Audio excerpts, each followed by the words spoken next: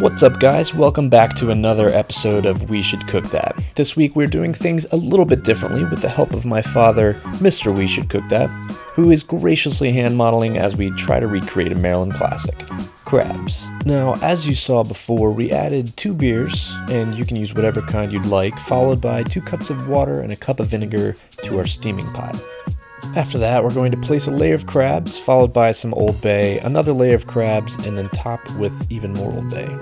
Now, in the unfortunate line of work of being a crab, you have to be alive up until the end, which is sad, but true. So if you find any dead ones, it's best to get rid of them and save your future stomach.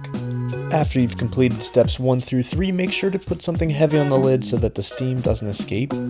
Hook up the propane, make sure the connections are tight, and light that sucker up. Now, go ahead and set a timer for 25 minutes, and while the crabs are steaming, let's fire up some corn.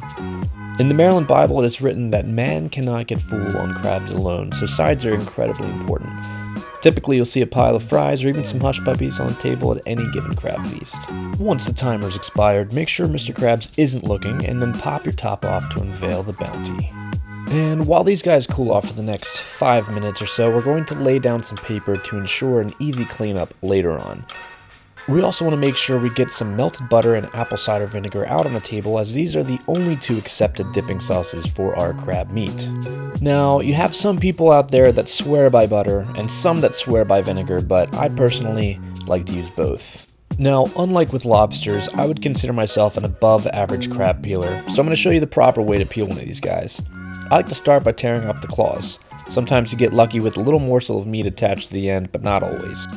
After that, you're going to lift up the little Washington monument and stick your knife between the top and bottom shell. Pop the top shell off, and then use your knife and hands to break the bottom in half. After this, you'll want to remove the lungs and intestines, and depending on if you're a freak or not, go ahead and dump out the yellow stuff, which is commonly known as the mustard.